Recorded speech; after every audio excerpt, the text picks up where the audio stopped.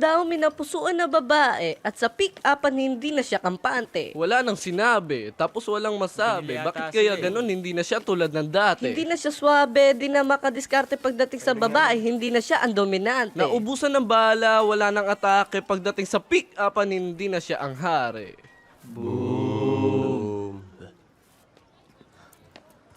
Ano nangyari doon? Ayos ka lang, pick up. Pick up. Ayos lang yan. Makakabawi ka sa rematch the next ko ni McBeats. Siguradong matatalo mo si Bagwis sa rematch. Kaya mo yan, pick up. I believe in you. You changed my life. You're my hero, pick up. Salamat. Pick up! Pick up!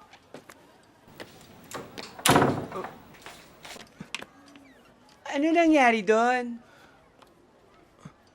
Hindi mo nakita kung papaano ko tinalo si Boy Pickup.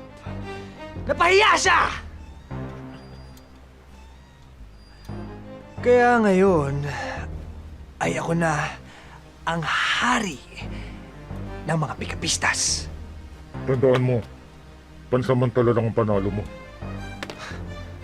Ano ibig mong sabihin? Tinanggap mo ang rematch, di ba? Hindi mo alam ang ikot ng kapalaran. Nasa ibabaw ka ngayon. Hindi! Hindi ako papayag. Tatalunin ko pa rin si Boy Pickup. At tama ka. Mukhang pag-ibig nga ang magiging dahilan ng tuluyang pagbagsak ni Boy Pickup.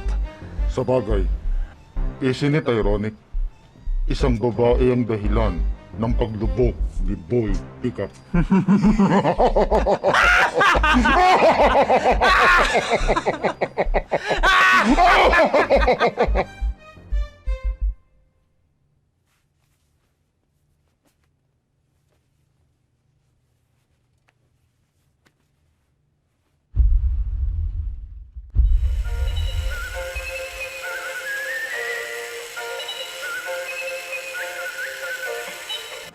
Sandali lang! Sandali lang! Ano nangyayari Ano dito, ba? Ma'am Angel? Sandali lang, ho! Bayan. Food poison ang buong pamilya ko dahil sa binili naming fish cake na yan.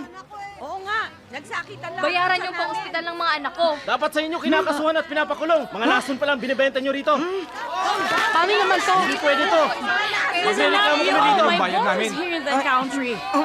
Ano ba ito? Sandali lang, ho! Sandali lang, ho! Please. Naku po, Ma'am Angel, eto ha, ilang beses ko na napapansin ha, na iba nga talaga yung amoy. Naku ng mga binibake ni Boy. Mabantot!